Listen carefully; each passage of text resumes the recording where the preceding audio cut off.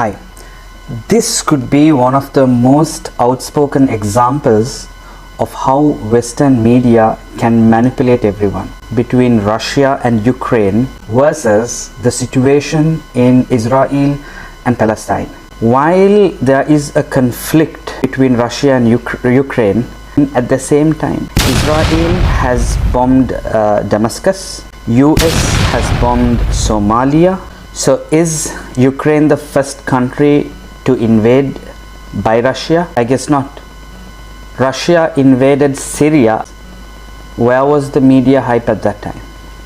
Ask and see. And the emotion behind this is that please help Ukraine, because they are not refugees. They are people with blue eyes and blonde hair.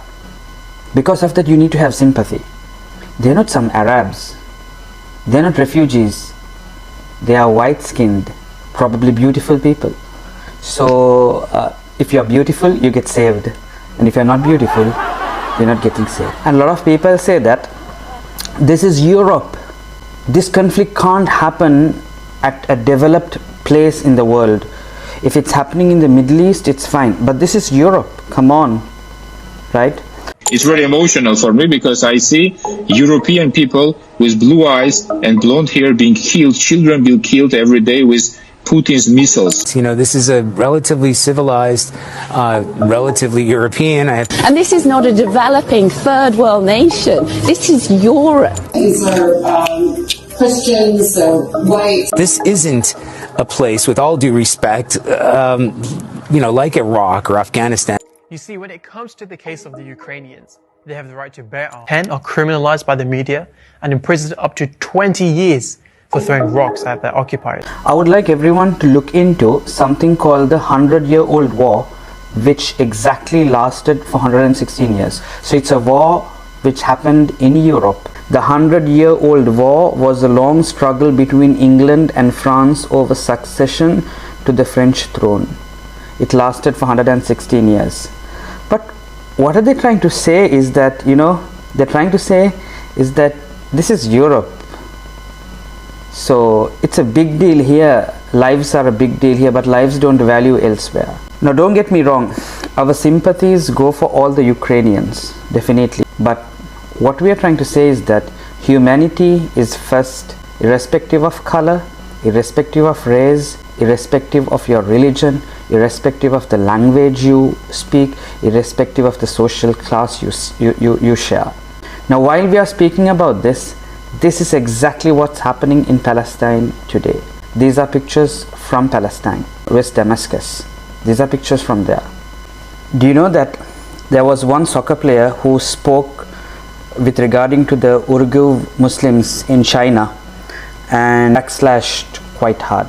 For football players to speak out against Russia, yet we saw Mesut Ozil shunned for speaking out in support of the Uyghurs, and Celtic fans fined for waving the Palestinian flag. Israel is speaking against the illegal occupation of Russia. Can you believe it?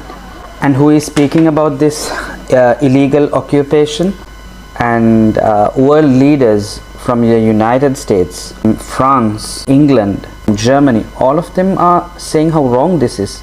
They are fighting back, perhaps with more effect, with more resistance than the Kremlin had bargained for. Who in the Lord's name does Putin think gives him the right to declare new so-called countries on territory that belong to his neighbors?